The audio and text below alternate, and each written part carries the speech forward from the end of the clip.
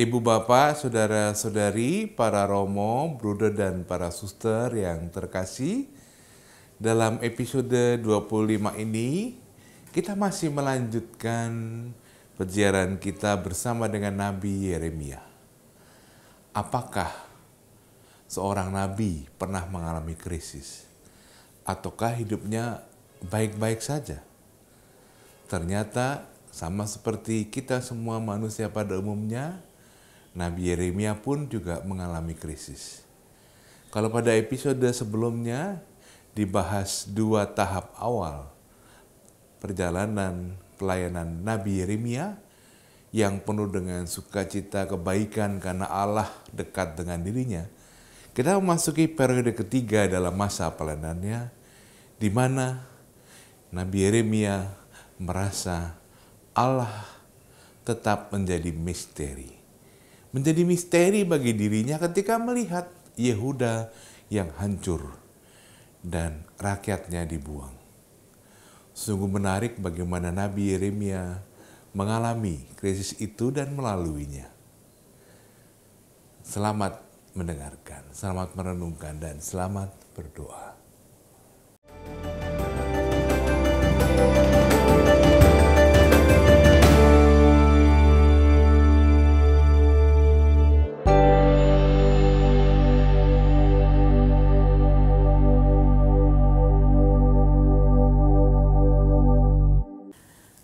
Saudari-saudaraku yang terkasih, kita sedang berada pada ekskursus, artinya keluar dari pembicaraan yang umum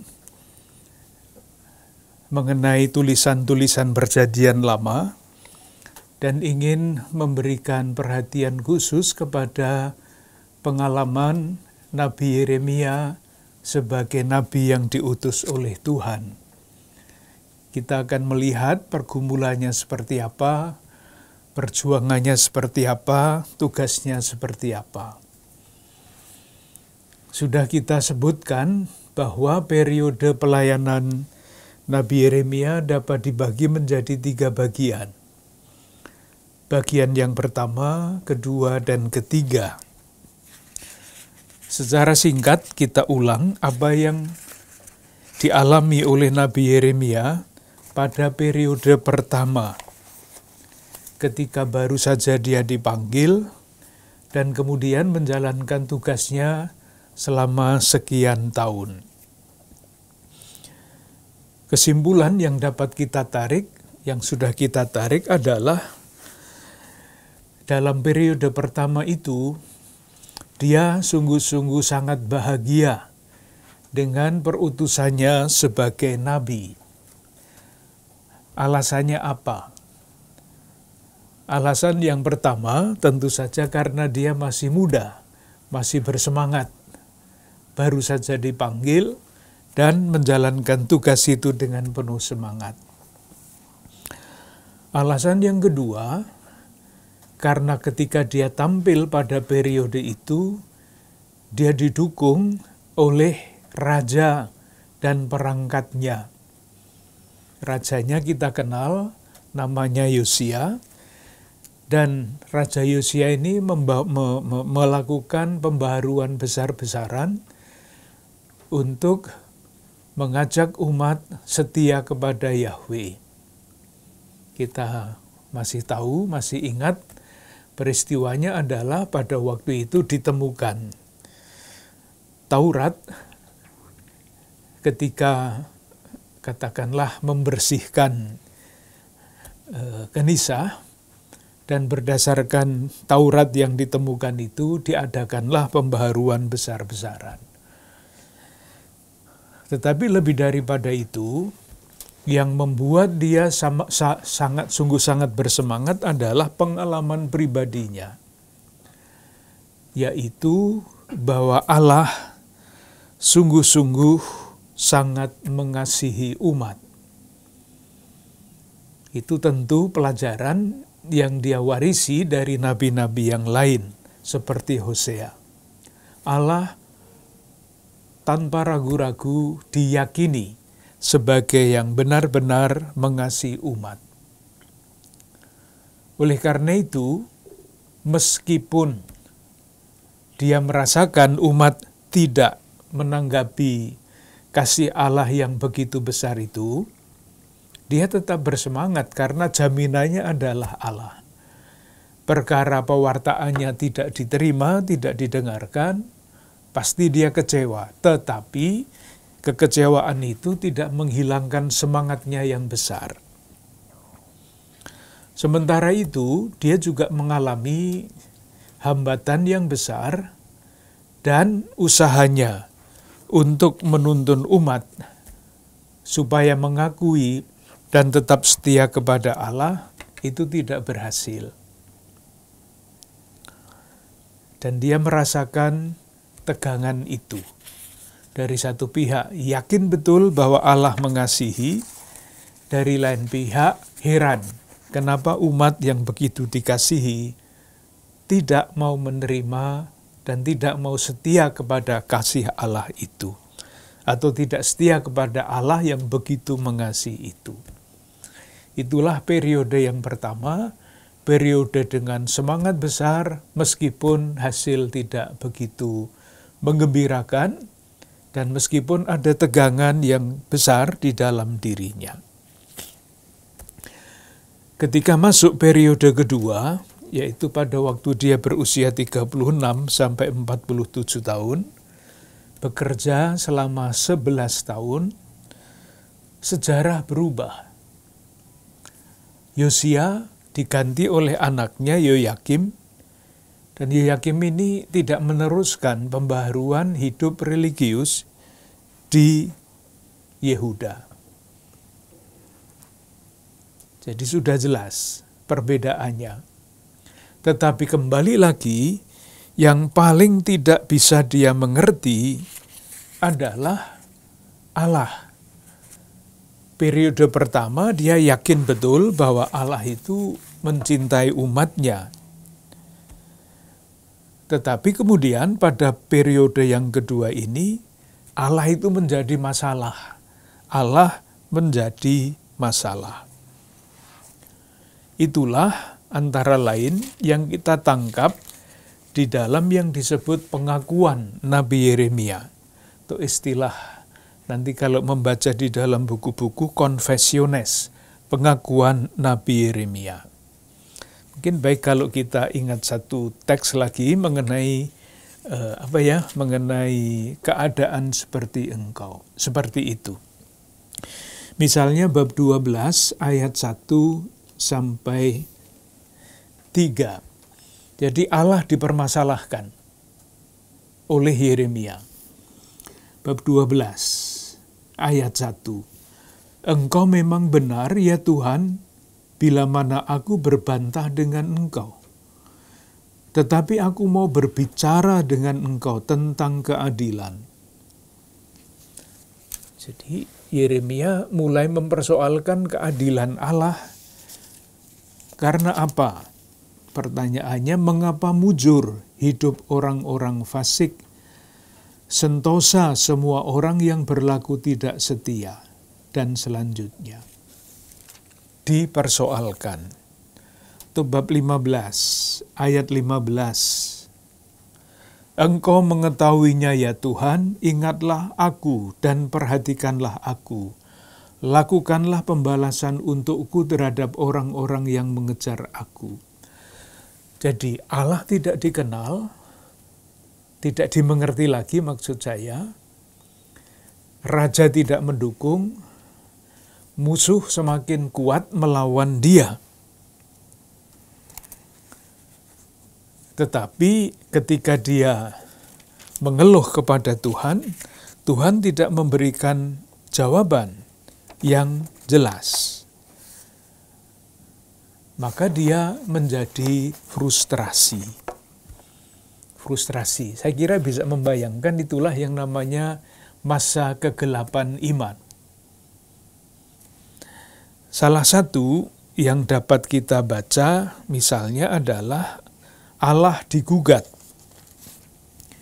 Bab 20 ayat 7. Engkau telah membujuk aku ya Tuhan, dan aku telah membiarkan diriku dibujuk. Engkau terlalu kuat bagiku, dan Engkau menundukkan aku. Aku telah menjadi tertawaan sepanjang hari, semuanya mereka mengolok-olok aku. Setiap kali aku berbicara, terpaksa aku berteriak, terpaksa berseru kelaliman, aniaya. Sebab firman Tuhan telah menjadi cela dan cemooh bagiku sepanjang hari.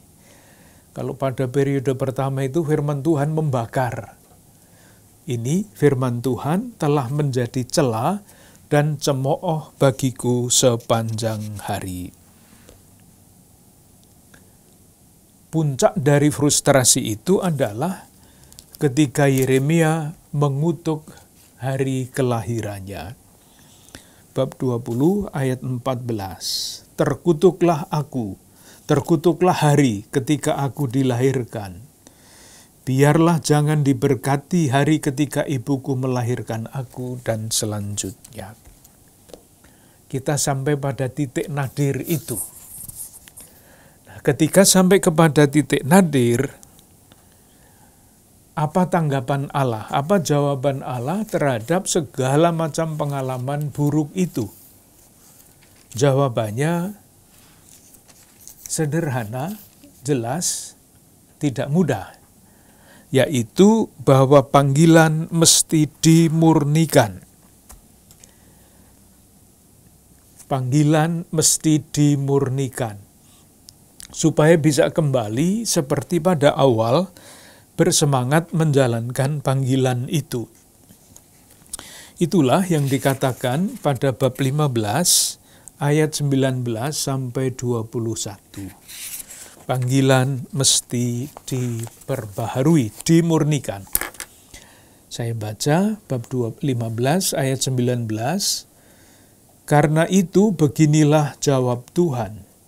Jika engkau mau kembali, aku akan mengembalikan engkau menjadi pelayan di hadapanku.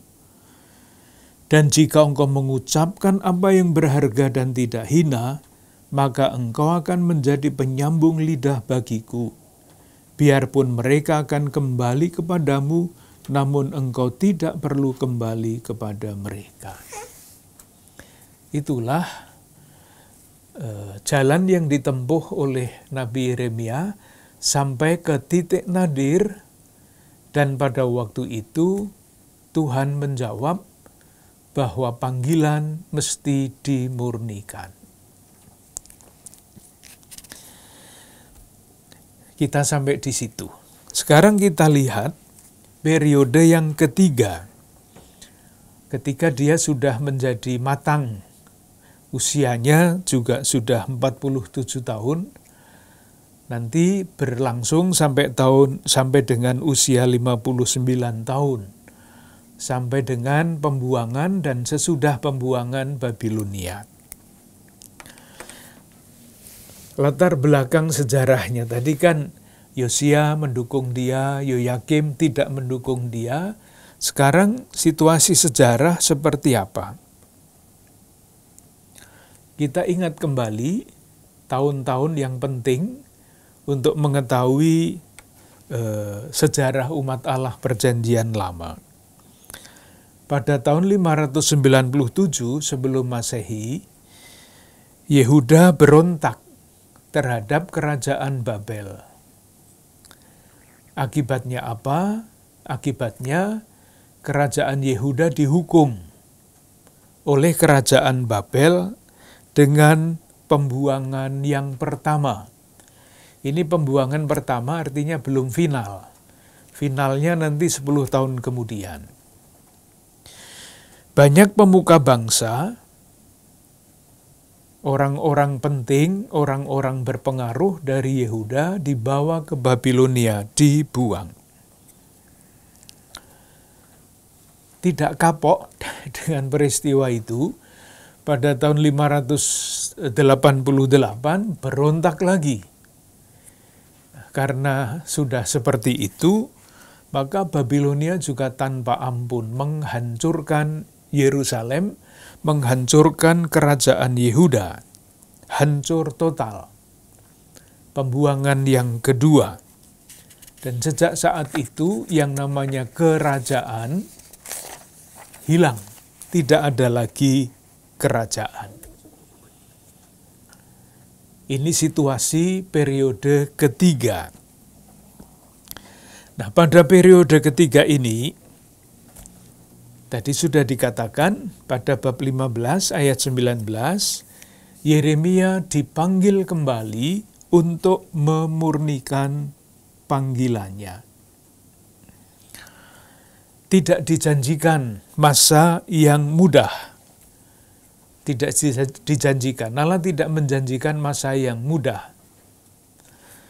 Tetapi, nah ini istimewanya, pada periode ini, krisis yang sampai titik nadir tadi diatasi.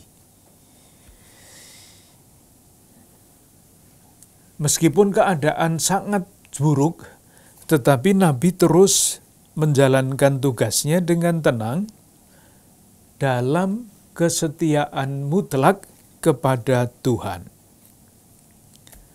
Mengapa? Nah ini yang paling penting. Rumusannya kelihatannya mudah, tetapi inilah perjuangan yang amat besar di dalam diri setiap utusan Allah. Pada periode yang kedua, dengan segala macam pengalaman itu, Nabi Yeremia belajar, mungkin dikatakan belajar lagi untuk mengandalkan Tuhan. Jadi sesudah jatuh ke titik nadir, ketika orang jatuh ke titik nadir, Yeremia ini, dia bisa habis, ya selesai, habis, betul-betul habis. Tetapi ternyata ketika Yeremia sampai ke titik nadir, pengalaman yang seperti itu tidak membuat dia hancur, melainkan kembali kepada kesadaran bahwa manusia tidak bisa mengandalkan diri sendiri, tetapi harus mengandalkan Tuhan. Ini pengalaman baru pada periode yang ketiga. Mungkin baik kalau kita baca sedikit pergumulan Nabi Yeremia seperti pada bab 17 ayat 5-8. Beginilah firman Tuhan, saya baca ayat 5, terkutuklah orang yang mengandalkan manusia, yang mengandalkan kekuatannya sendiri, dan yang hatinya menjauh daripada Tuhan. Ini kesimpulan pada periode kedua, sudah diatasi titik nadir itu. Ia akan seperti semak bulus di padang belantara. Ia tidak akan mengalami datangnya keadaan baik. Ia akan tinggal di tanah angus, di padang gurun, di negeri padang asin yang tidak berpenduduk. Lalu yang positif ayat 7, diberkatilah orang yang mengandalkan Tuhan, yang menaruh harapannya pada Tuhan. Ia akan seperti pohon yang ditanam di tepi air, yang merambatkan akar-akarnya ke tepi batang air, dan yang tidak mengalami datangnya panas terik, yang daunnya tetap hijau, yang tidak khawatir dalam tahun kering, dan yang tidak berhenti menghasilkan buah. Merasakan ya, itu kesimpulan dari pengalaman titik nadir tadi.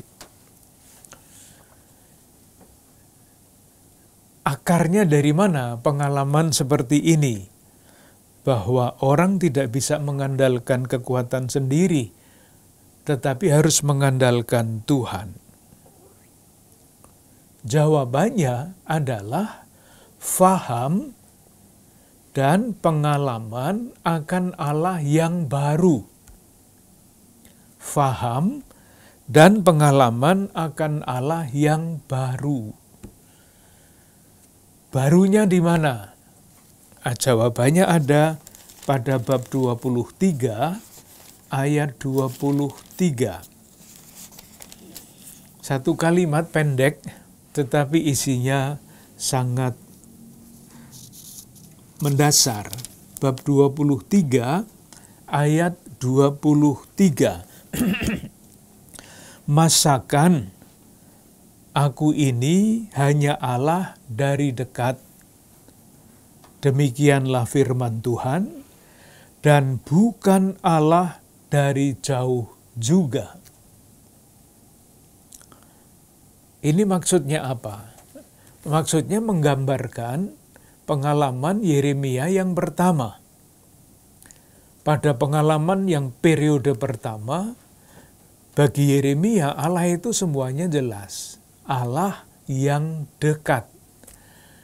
Allah yang diketahui rencana-rencananya. Meskipun rencana-rencana itu adalah kritik bahkan hukuman. Tetapi dimengerti dengan baik Allah yang dekat. Namun Allah itu nggak seperti itu. Kalau Allah itu diketahui segala-galanya oleh manusia, namanya bukan Allah. Karena Allah mau dirangkum di dalam kemampuan manusia, hati dan budinya. Tidak mungkin. Karena Allah itu di luar jangkauan akal budi manusia. Dalam bahasa yang teknis kadang-kadang, Allah itu imanen. Jadi ada di dalam jangkauan pikiran manusia. Tetapi juga transenden, artinya mengatasi segala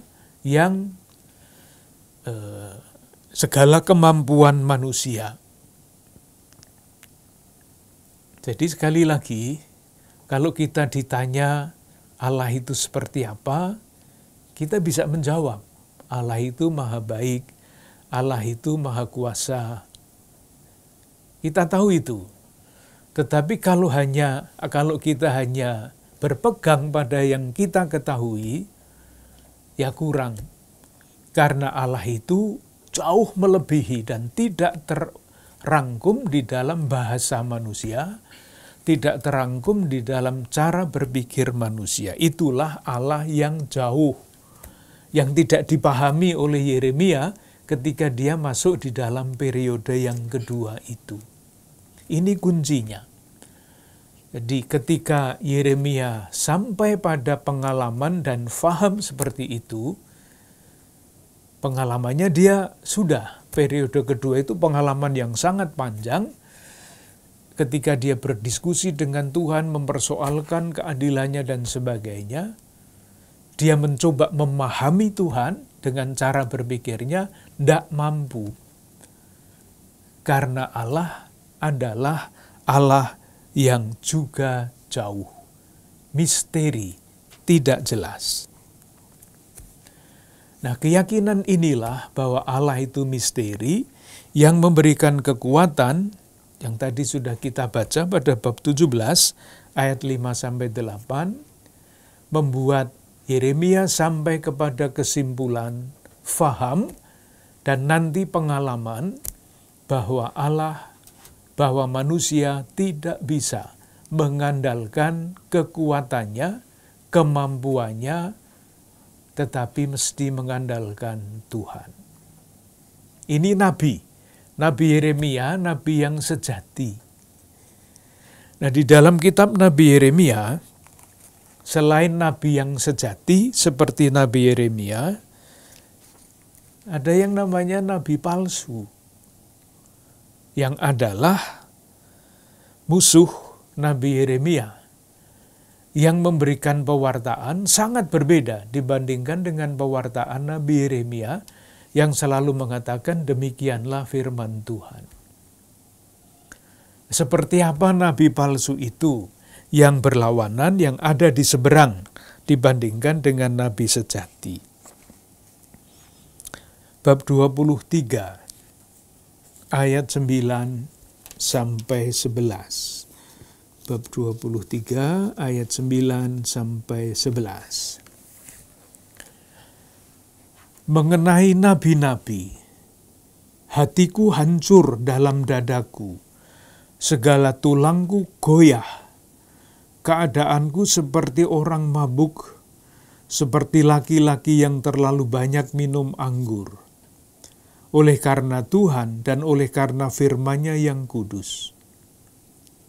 Negeri telah penuh dengan orang-orang berzina. Sungguh oleh karena kutuk itu gersanglah negeri, dan layulah padang-padang rumput di gurun. Apa yang dikejar mereka adalah kejahatan, dan kekuatan mereka adalah ketidakadilan.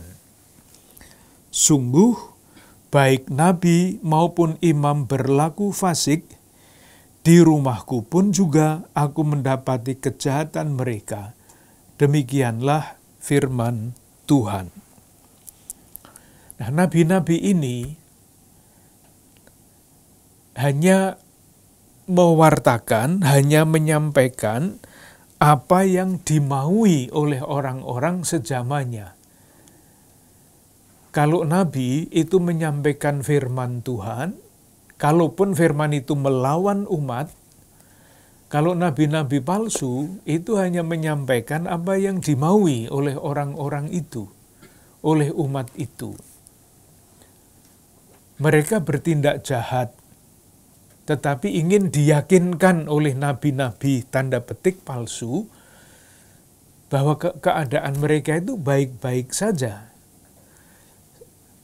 Nabi Yeremia enggak seperti itu. Kalau mereka jahat ya dikatakan kamu jahat. Kalau nabi-nabi palsu enggak seperti itu. Mereka tidak adil tetapi ingin damai, maka nabi mewartakan damai kepada orang-orang yang tidak adil itu. Satu teks lagi mungkin bisa memberikan ilustrasi yang lain. Bab 27 ayat 16, kitab Nabi Yeremia.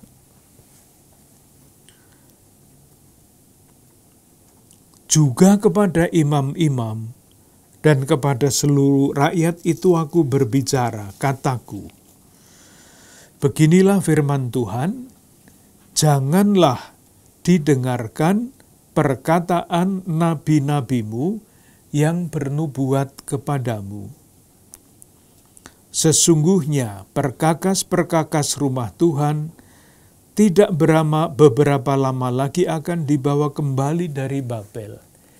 Ini nubuatnya nabi-nabi palsu itu seperti itu. Tenang-tenang saja, nanti perkakas-perkakas yang dirampas dari Yerusalem oleh kerajaan Babel itu akan dikembalikan. Jadi tenang-tenang saja. Sebab mereka bernubuat palsu kepadamu. Janganlah kamu mendengarkan mereka, takluklah kepada Raja Babel, maka kamu akan hidup. Mengapa kota itu harus menjadi reruntuhan? Dan selanjutnya. Ayat 22.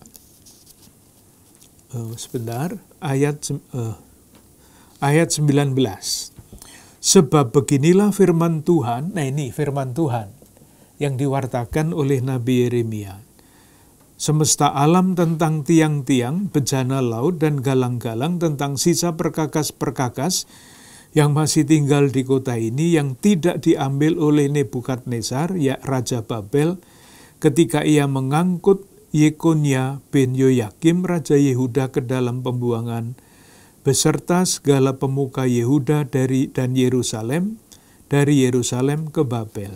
Nah sekarang, sungguh beginilah firman Tuhan semesta alam, Allah Israel, tentang perkakas-perkakas yang masih tinggal di rumah Tuhan dan di istana Raja Yehuda dan Yerusalem. Berbeda sekali. Yang dikatakan oleh nabi-nabi palsu itu, ayat 16, sesungguhnya perkakas-perkakas rumah Tuhan tidak berapa lama lagi akan dibawa kembali dari Babel. Itu nubuat palsu. Nubuat yang sesungguhnya ada pada ayat 22. Semuanya akan diangkut ke Babel dan akan tinggal di sana sampai kepada hari aku memperhatikannya lagi. Demikianlah firman Tuhan, lalu membawanya kembali ke tempat ini. Sangat berbeda. Jadi nabi-nabi palsu mengatakan, tidak usah khawatir, nanti sebentar lagi barang-barang itu juga akan kembali. Artinya, tidak akan ada pembuangan yang kedua. Sementara Nabi menjelaskan, menyatakan dengan jelas firman Tuhan, enggak. Bukannya barang-barang yang sudah dibawakan dikembalikan, tetapi perkakas-perkakas yang masih ada akan dibawa lagi ke Babel. Dan itulah peristiwa tahun 587.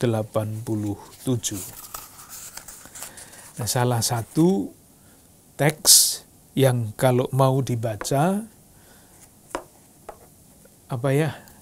semacam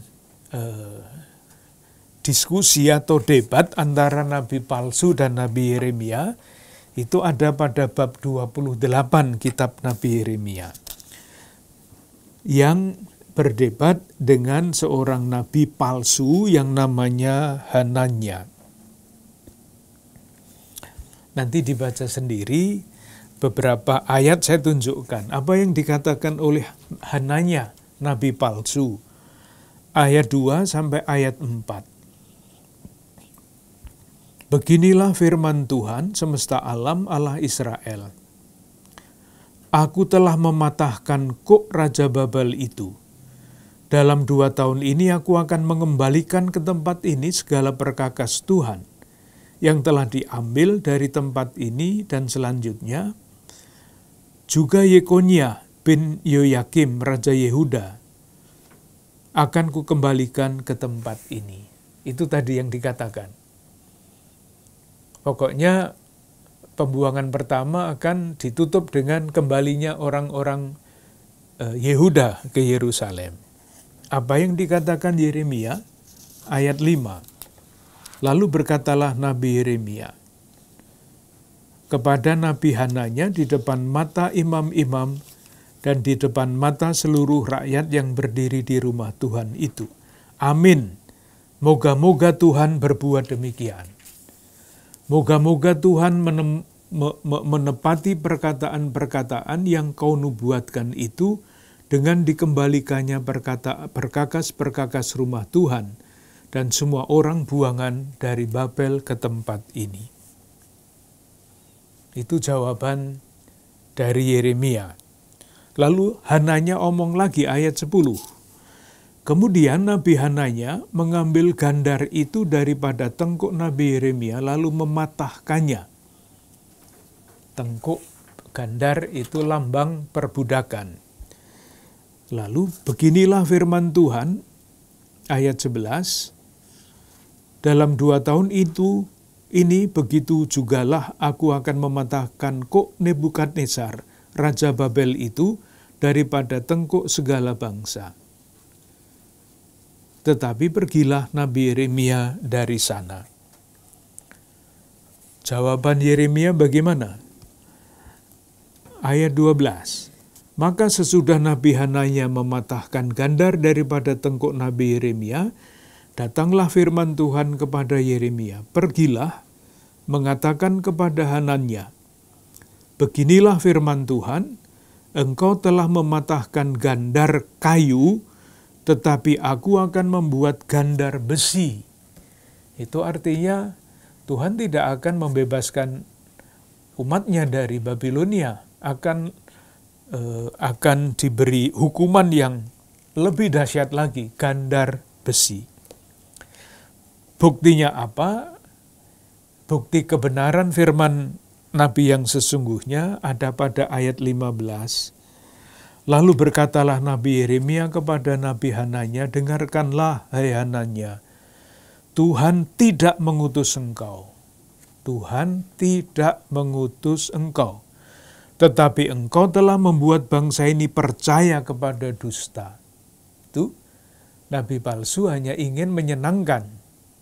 Tidak menyampaikan firman Tuhan, tetapi hanya memberikan penghiburan palsu, dusta. Sebab itu beginilah firman Tuhan, sesungguhnya aku menyuruh engkau pergi dari muka bumi ini. tahun ini juga engkau akan mati, sebab engkau telah mengajak murtad terhadap Tuhan. Maka matilah Nabi Hananya dalam tahun itu juga pada bulan yang ke-7. Seperti itu. Jadi apa? Ada dinamika dari periode pertama, kedua, dan ketiga. Pada periode pertama, Allah itu dirasakan sangat dekat, bisa dimengerti. Pada periode yang kedua, Allah itu sangat jauh, tidak bisa dimengerti. Nah, pada periode yang ketiga ini, muncullah sintese. Allah bukan hanya dekat, Allah bukan hanya jauh, tetapi Allah itu sekaligus dekat dan jauh. Sintese. Itu yang membuat Nabi Yeremia kembali lagi kepada perutusannya dengan semangat baru. Bukan semangat periode pertama, tetapi semangat periode ketiga yang sudah dimatangkan lewat 2 periode sebelumnya. Nah, berkaitan dengan itu, dalam periode ini, Nabi menyampaikan sesudah sampai pada pengalaman pribadi sintese itu, ia mewartakan pengharapan. Toh akhirnya yang diwartakan adalah pengharapan. Bab 29, ayat 11. Sebab aku ini mengetahui rancangan-rancangan apa yang ada padaku mengenai kamu. Demikianlah firman Tuhan, yaitu rancangan damai sejahtera, bukan rancangan kecelakaan, untuk memberikan kepadamu hari depan yang penuh harapan. Ini kesimpulan pada periode ketiga. Jadi meskipun hancur-hancuran, tetapi Yeremia melihat bahwa di tengah-tengah segala macam pengalaman yang tidak bagus itu, ada Tuhan yang merencanakan damai sejahtera, bukan kecelakaan. Ayat 12-14. Dan apabila kamu berseru dan datang untuk berdoa kepadaku, maka aku akan mendengarkan kamu. Apabila kamu mencari aku, kamu akan menemukan aku. Apabila kamu menanyakan aku dengan segenap hati, aku akan memberikan kamu menemukan aku. Demikianlah firman Tuhan, dan aku akan memulihkan keadaanmu dan mengumpulkan kamu dari antara segala bangsa dan dari segala tempat kemana kamu telah kucerai-beraikan. Demikianlah firman Tuhan, dan aku akan mengembalikan kamu ke tempat yang dari mana aku telah membuang kamu. Jadi bagaimana? Sesudah umat Allah perjanjian lama, dalam hal ini kerajaan Yehuda, hancur-hancuran, Yeremia menyampaikan kabar penuh harapan. Istimewa. Dan ini menentukan harapan. Dalam arti apa? Dalam arti ini. Kalau kita membaca Perjanjian Lama, ada sekian banyak nama bangsa-bangsa atau suku-suku bangsa yang lain. Amorit, Hitit, dan sebagainya itu. Banyak sekali. Kemana mereka itu? Tidak terdengar lagi. Kerajaan-kerajaan kecil itu hilang dari sejarah. Sekitar abad Keenam, oleh berbagai macam alasan. Dikalahkan oleh bangsa lain, hancur, kehilangan identitas, berkelahi sendiri, habis, dan sebagainya. Bangsa-bangsa kecil itu di wilayah Syria, Palestina, hancur, hilang dari sejarah. Pertanyaannya adalah, mengapa bangsa Israel, dalam arti umum ya, sekarang kita pakai istilah Israel, menyangkut kerajaan utara dan selatan. Mengapa kerajaan Israel yang sudah hancur itu dan Yehuda yang sudah hancur-hancuran itu tetap eksis, tetap ada, meskipun kerajaannya tidak ada? Apa jawabannya? Salah satu yang bisa dikatakan adalah karena peranan Nabi Yeremia yang memberikan harapan baru kepada bangsa yang hancur-hancuran ini. Harapan baru itu tadi sudah dikatakan, sudah dibacakan beberapa ayat, harapan baru, setia kepada Tuhan dan sebagainya. Puncaknya adalah perjanjian baru. Bukan kitab-kitab perjanjian baru, tetapi perjanjian baru. Mungkin baik kalau kita lihat, karena teks itu amat penting. Teks kunci yang membuat umat Allah perjanjian lama itu tetap bertahan di dalam kesulitan mereka, di dalam keadaan mereka. Kita lihat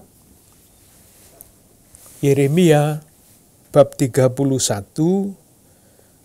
ayat 31 sampai 34.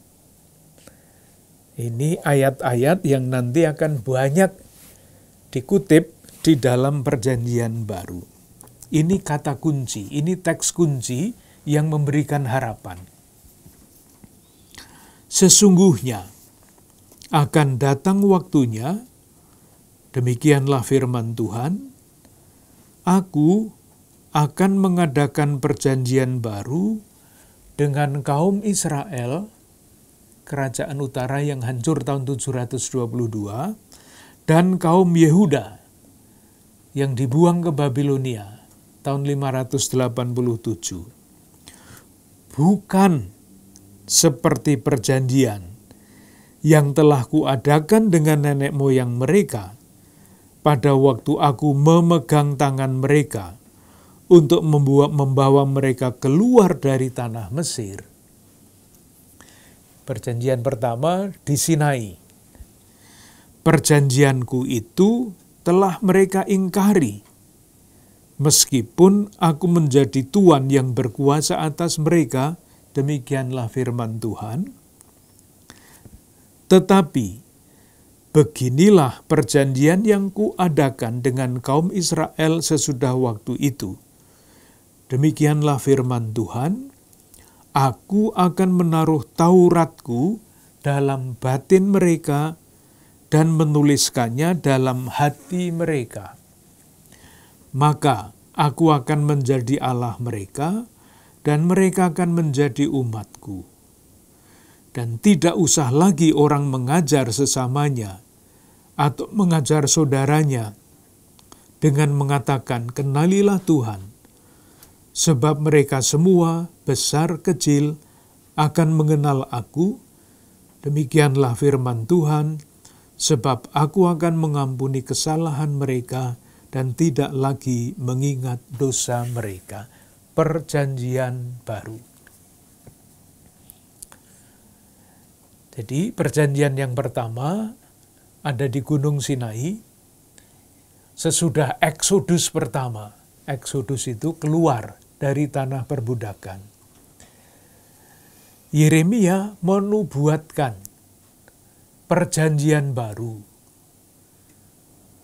yang akan dilakukan pada Eksodus kedua.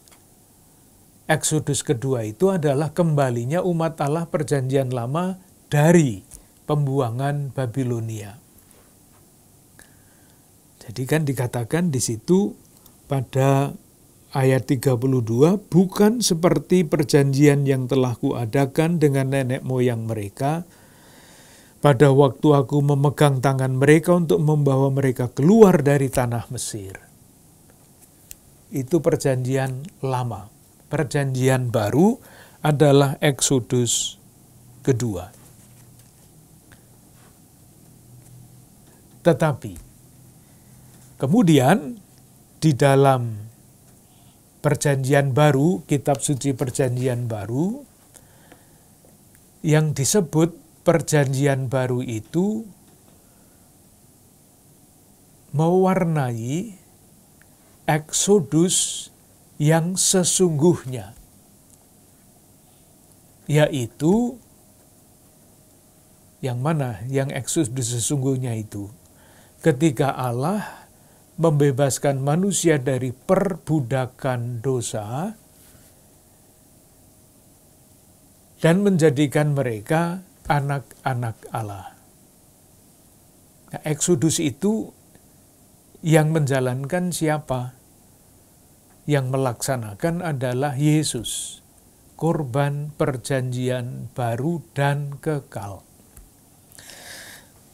Jadi ada lompatan di situ. Ada Eksodus pertama, perjanjian pertama, ada Eksodus kedua dengan perjanjian baru,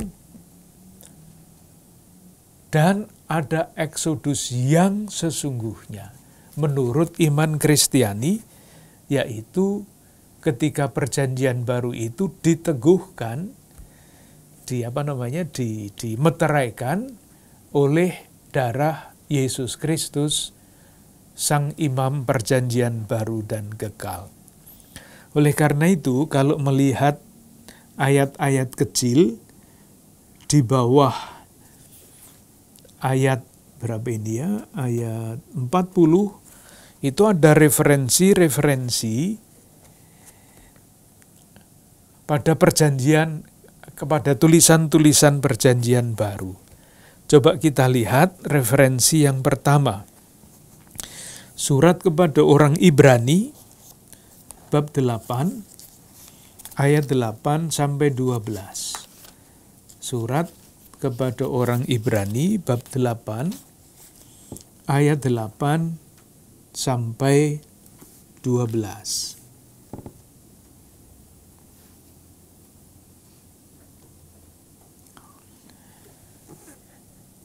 Itu kutipan langsung dari kitab Nabi Yeremia bab 31 ayat 31 sampai 34.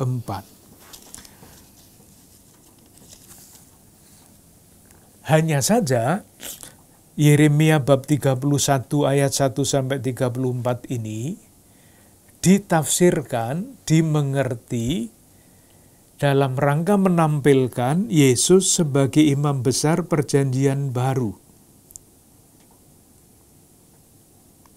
Bab 8, surat kepada orang Ibrani itu judulnya Imam Besar Perjanjian Baru. Saya baca ayat 6. Ibrani bab 8 ayat 6. Tetapi sekarang ia telah mendapat suatu pelayanan yang jauh lebih agung, karena ia menjadi pengantara dari perjanjian yang lebih mulia. Jadi ada perjanjian pertama, Sinai, perjanjian baru, Yeremia, ini perjanjian yang sejati. Ayat 6, ia menjadi pengantara dari perjanjian yang lebih mulia, yang didasarkan atas janji yang lebih tinggi. Sebab sekiranya perjanjian yang pertama itu tidak bercacat, tidak akan dicari lagi tempat untuk yang kedua. Sebab ia menegur mereka ketika ia berkata, di perjanjian pertama itu bercacat, oleh karena itu dibuat perjanjian yang kedua. Ayat 13 itu kutipan dari ayat 8 sampai 12 itu kutipan dari Yeremia. Ayat 13. Ibrani bab 8 ayat 13. Oleh karena ia berkata-kata tentang perjanjian yang baru, ia menyatakan yang pertama sebagai perjanjian yang telah menjadi tua. Dan apa yang telah menjadi tua dan usang telah dekat kepada kemusnahannya. Nah, yang mau dikatakan adalah perjanjian baru yang sejati, dan pengantara perjanjian baru itu adalah Yesus Sang Imam Agung. Ingat, kata perjanjian menjadi sangat penting. Kita ingat ya, istilah perjanjian itu berlatar belakang pada zaman itu perjanjian antara raja utama dan raja bawahan.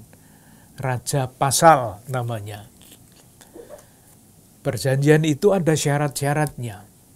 Kalau raja bawahan setia, maka raja vasal tidak akan memerangi raja vasal. Tetapi kalau tidak setia pada perjanjian, raja vasal itu akan dijadikan jajahan misalnya. Nah, gagasan seperti itu dipakai untuk menggambarkan hubungan antara Allah dan umat. Allah itu raja yang sejati, umat itu adalah raja vasal, diikat dengan perjanjian dengan syarat-syarat. Perjanjian lama itu syaratnya adalah hukum Musa. Perjanjian baru syarat-syaratnya adalah hukum Tuhan, Roh Kudus yang ada di dalam hati orang beriman. Dan sekali lagi yang amat sangat penting adalah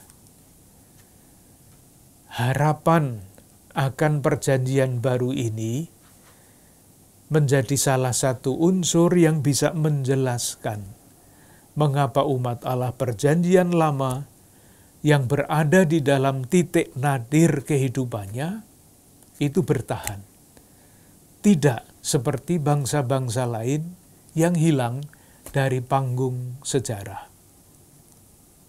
Ini menjadi sangat penting. Sekali lagi, harapan itulah yang diwartakan antara lain oleh Nabi Yeremia menjadi alasan umat Allah perjanjian lama untuk terus bertahan berdasarkan janji ini.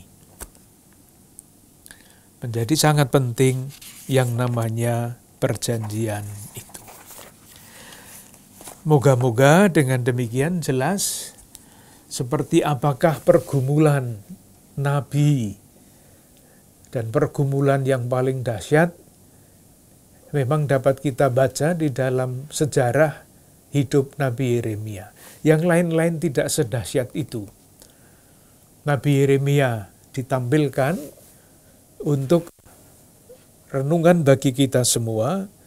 Kalau kita mendengar demikianlah kutipan dari kitab Nabi dan sebagainya, moga-moga dengan sekedar latar belakang seperti ini, kalau kita mendengarkan kalimat itu diucapkan di dalam ibadat sabda, kita Nabi yang perjuangannya seperti itu, yang mewartakan sabda Allah, yang mengalami pergulatan pribadi, bahkan sampai titik nadir.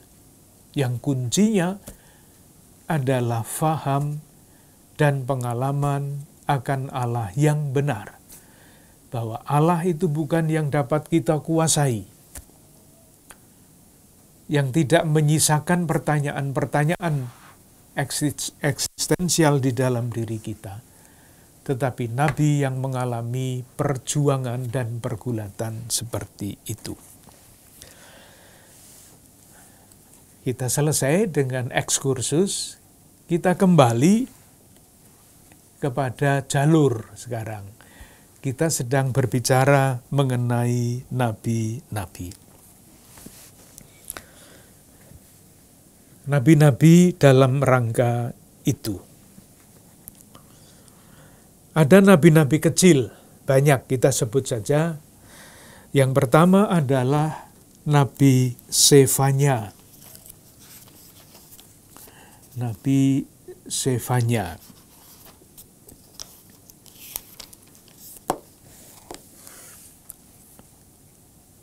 Nanti dapat dibaca sendiri karena nabi-nabi kecil itu artinya tulisannya juga sedikit. Hanya 3 bab. Kata-kata Nabi Sefanya keras. Seperti nabi-nabi yang lain.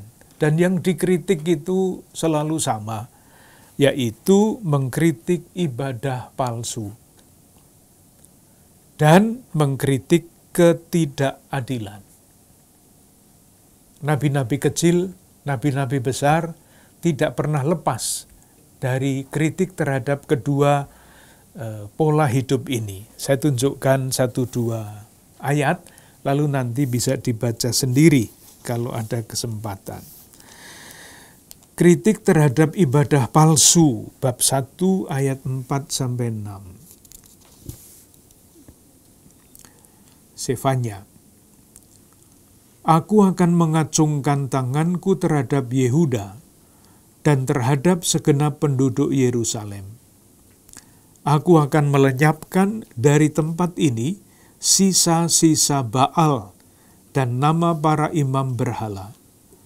Juga mereka yang sujud menyembah di atas sotoh kepada tentara langit, dan mereka yang menyembah dengan bersumpah setia kepada Tuhan, namun di samping itu bersumpah demi dewa Milkom, serta mereka yang berbalik daripada Tuhan, yang tidak mencari Tuhan dan tidak menanyakan petunjuknya. Jelas. Kritik terhadap ketidakadilan sosial, bab 3 ayat 1. Celakalah si pemberontak dan si cemar, hai kota yang penuh penindasan.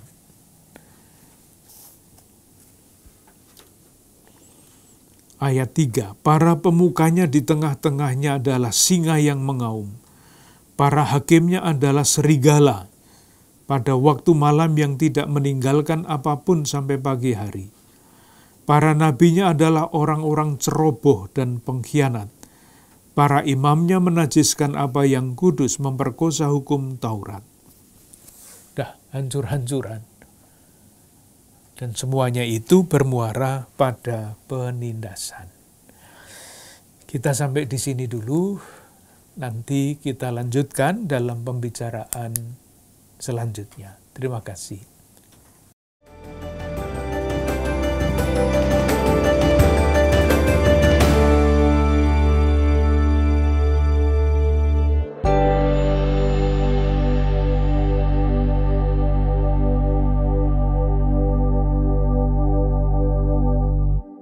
Saudari-saudara yang dikasihi Tuhan, bersama dengan Nabi Yeremia, kita sampai dan dihantar pada suatu kesimpulan refleksi iman. Bahwa Allah meskipun sedemikian dekat dengan kita, sedemikian mengenal dan merasuki diri kita, tetaplah Allah yang Maha Kuasa adalah Allah yang misteri. Tidak cukup kemampuan akal budi kita untuk dapat mengerti Allah dan segala kehendak-Nya. Karena itu, membiarkan diri dituntun oleh kehendak Tuhan akhirnya membawa pada damai sejahtera. Kita mohon rahmat Tuhan agar kita boleh mengalami keterbukaan hati untuk menjalani kehendak Tuhan, dan dengan itu kita mengalami damai-Nya. Kita mohon berkat Tuhan. Semoga Allah yang Maha Kuasa memberikan bimbingan, perlindungan, dan berkat-Nya kepada Anda dan keluarga-keluarga Anda. Dalam nama Bapa, Putra, dan Roh Kudus. Amin. Terima kasih, selamat malam.